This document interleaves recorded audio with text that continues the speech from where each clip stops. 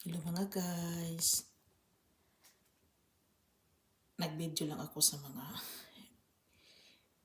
binibili ko sa Asian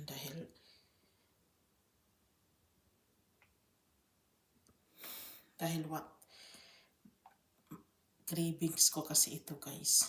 And then Genevieve kong cravings, ngayon, mahal na talaga ito guys. Kung tutuusin, binigyan talaga ako ni Habi ng kondisyon na mabili lang ito. Dahil parang every time I eat, parang sasama na rin sila. We don't understand what you mean. I be doing this to my vlogs. Dahil andito ko sa Sweden, I buy this sa Asian food. Yung owner, Thailand. Hindi na ako mahihiyang magbili. All in all of this is 1,500 kronor guys. May mga dyan, shrimp. Nag-ano na pala sila, yung price tumaas na din pala. Akala ko kasi disim pa yung price before tumaas. Ito talaga yung Punteria. Kasi ito kasi yung sa atin ba guys, yung bitsin.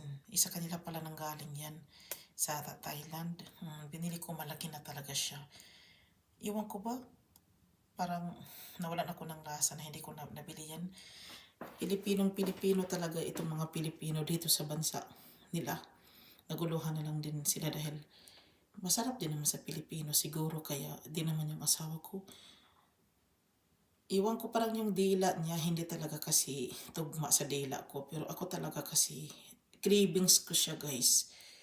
Yung cravings ko. Yung may isda, may crabs. Nagbili na lang din ako ng ito salted shrimp.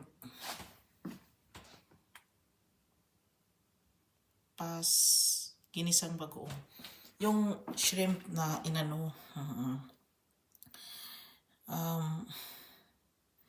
matagal-tagal na akong hindi nakabili nito guys. Diyos ko, ang mahal. Basta galing sa atin. Alam nga naman, umuwi pa ko ng Pinas.